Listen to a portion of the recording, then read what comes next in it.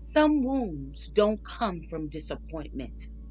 They come from violation, from moments when something sacred inside of you was crossed, dismissed, taken, or forced. And not every violation is physical. Some are emotional, some are relational. Some happens when you had to stay silent because it wasn't safe to speak. When that happens, the soul doesn't shatter. It does something wise. It protects. A part of you steps forward to survive, and another part steps back to stay safe. That's pretty intelligent. But over time, what once protected you can quietly separate you from yourself.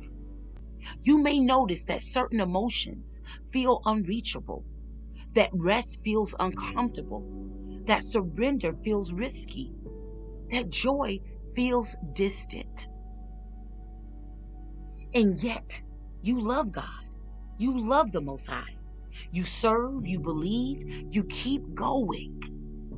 So you wonder why something still feels guarded inside. Scripture says the Lord is near to the brokenhearted and he saves the crushed in spirit. There's a woman in the Bible who suffered quietly for years. She carried her pain privately. She learned how to endure. And when she finally reached Jesus, Yahushua, he didn't expose her. He didn't rush her. He didn't shame her. He restored her with dignity. And that tells us something important. Surrender isn't about forcing yourself to let go.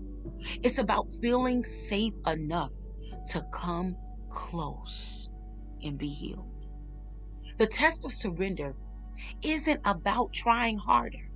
It's about allowing what's been guarded, wounded, or pushed into survival mode to finally rest. At Living a Real Life Retreat, we don't pry open wounds. We don't rush healing. We create a space for what was violated to finally return to safety and for the heart to come home and be healed.